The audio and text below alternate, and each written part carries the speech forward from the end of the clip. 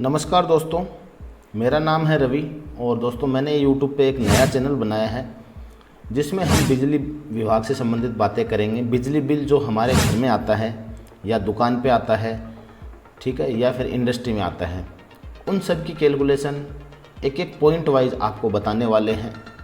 इस चैनल पे दोस्तों आपको RSEB Rajasthan state electric board बोल दीजिए, या फिर Jaipur discom, Ajmer discom, Jodhpur discom, 3 discom है राजस्थान में। तो राजस्थान के अंदर तीनों डिस्कॉम जो है पूरा राजस्थान कवर कर लेते हैं। तो इन डिस्कॉम्स के द्वारा ही हमें जो है बिजली का बिल दिया जाता है अलग अलग कैटेगरी के अंदर। अगर मान लो आप घरेलू उपभोक्ता हैं, घर के अंदर सभी को बिजली मिलती है, उसमें जो है कैटेगरियाँ बनी हुई हैं। जैसे डोमेस्टिक के अंदर हम देखें, DL जो है कैटेगरी है, शॉर्ट फॉर्म, इसको डोमेस्टिक बोलते हैं। इसमें भी BPL वाली कैटेगरी होती है, ठीक है। स्मॉल डोमेस्टिक होती है जिसमें 50 यूनिट 100 यूनिट तक बिल आते हैं। जनरल डोमेस्टिक बिल होते हैं और एक डोमेस्टिक में भी हाई लोड वाले कनेक्शंस होते हैं। तो इस तरह के जो बिल आते हैं, इन सभी की जो है कैलकुलेशन आपको मैं बताने वाला हूं मेरे चैनल पे। तो दोस्तों चैनल का नाम जो है मैंने इसीलिए बिजली बिल इन्फॉर्मेशन रखा है। इसको आप RSEB के नाम से भी सर्च कर सकते हैं। और इस चैनल पे यह पहला वीडियो होने वाला है जिसमें हम बिजली बिल की श्रेणी के बारे में बात करेंगे। और दोस्तों बहुत जल्दी जो है आपको स्टेप बाय स्टेप, जैसे DL डोमेस्टिक कनेक्शन है, इसके अंदर कितने कनेक्शंस, कितनी कैटेगरीज आती हैं, जैसे BPL हो गया, स्मॉल डोमेस्टिक हो गया और जनरल डोमेस्टिक कनेक्शन हो गया, इन सभी का बिलों का कैलकुलेशन कैसे होता है, किस प्रकार से बिल बनता है, आप बिजली विभाग जाने से पहले क्या क्या तैयारियां करके जा सकते हैं, किस प्रकार से जो है आप यूनिट देख सकते हैं अपने मीटर के अंदर, और किस प्रकार से जो है आप अपने बिजली के बिल को कम कर सकते हैं, उन सब के बारे में जो है हम आगे आने वाले वीडियोज़ में बात करने वाले हैं।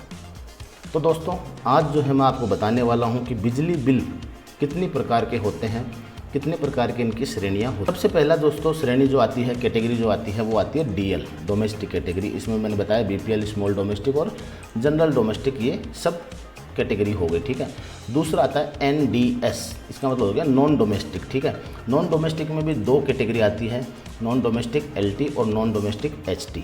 और नॉन डोमेस्टिक LT के अंदर भी दोस्तों 2 कैटेगरियाँ और हैं, जिसका लोड जो है एक तो 5 किलोवाट से कम होता है, उसका बिल कैलकुलेशन अलग तरीके से होता है। दोस्तों जिसका लोड 5 किलोवाट से अधिक होता है, उसका बिल कैलकुलेशन अलग तरीके से होता है। कैटेगरी आती है दोस्तों PSL का शॉर्ट फॉर्म है और फुल फॉर्म हो गया पब्लिक स्ट्रीट लाइट। जो रोड लाइटें हमारे आसपास जलती हैं, उनका बिल जो है नगर निगम भरता है या पंचायत भरते हैं, ठीक है। 2 कैटेगरी होती है, एक तो जनसंख्या वहाँ की 1 लाख से कम हो और एक जो है जनसंख्या 1 लाख से अधिक हो, तो वहाँ दोनों अलग अलग कैटेगरी के अंदर बिल बन जाते हैं।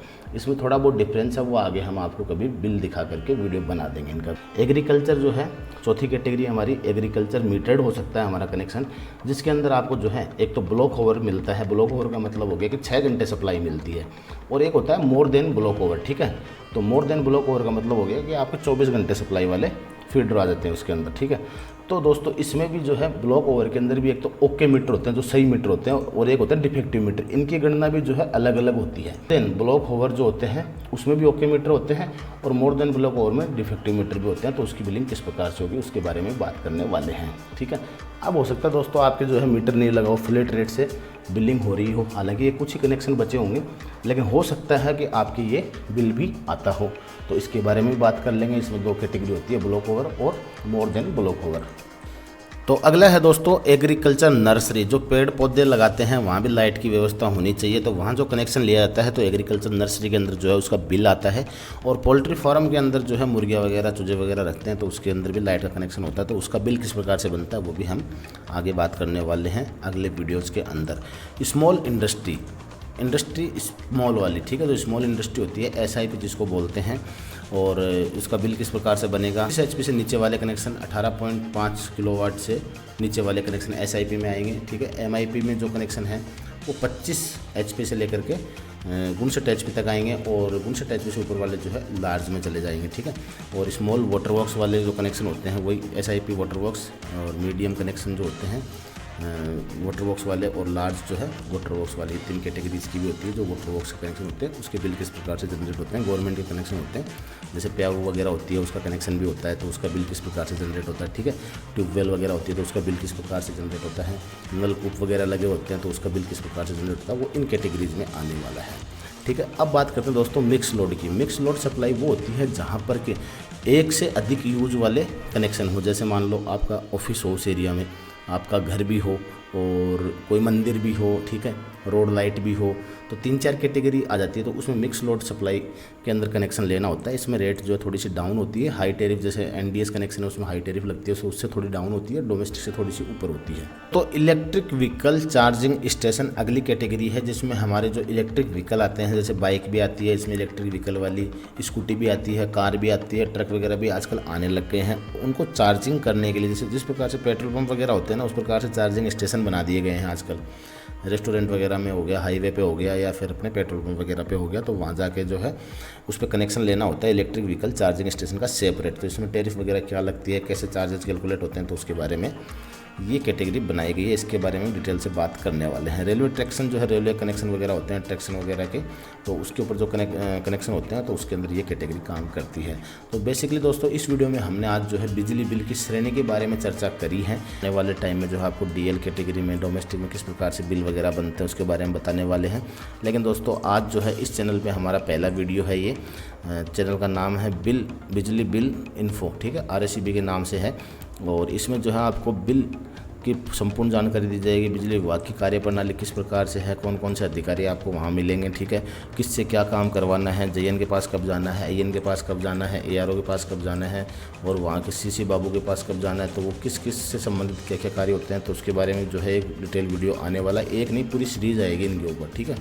और राजस्थान बिजली बोर्ड के नियम क्या क्या हैं, तीनों डिस्कॉम्स के क्या क्या नियम आते रहते हैं, एग्रीकल्चर कनेक्शन से रिलेटेड क्या क्या नियम है, नया कनेक्शन लेने की क्या प्रक्रिया है, ठीक है, छूट योजनाएं आती हैं, जैसे कि अभी एमनेस्टी स्कीम योजना चल रही है, तो उसके बारे में कब तक रहेगी, उसमें क्या फ़ायदा मिल सकता है आप लोगों को, किस पे जो है वो नियम लागू होंगे, तो उन सब चीज़ों के बारे में जो है बात करने वाले हैं। और दोस्तों इस चैनल से जो है जुड़ जाइएगा। अभी जो है एक भी सब्सक्राइबर नहीं है, मैं आपसे रिक्वेस्ट करूंगा कि चैनल को जो है जल्द से जल्द सब्सक्राइब कर लीजिए, क्योंकि इस चैनल पे हम जो है डेली आपको बढ़िया से बढ़िया कंटेंट देने की कोशिश करेंगे। और राजस्थान से संबंधित जो है बिजली बोर्ड का एक भी चैनल हमको नहीं मिला यूट्यूब के ऊपर। ये जो है इकलौता एक ऐसा चैनल होने वाला है जिस पर आपको जो है इस तरह का कंटेंट मिलने वाला है। अदर स्टेट का हो सकता है, लेकिन दोस्तों राजस्थान के नाम से जो है कोई भी चैनल नहीं है। बिजली बिल इन्फॉर्मेशन के नाम से जो है आप इसको सब्सक्राइब करके रख लीजिएगा।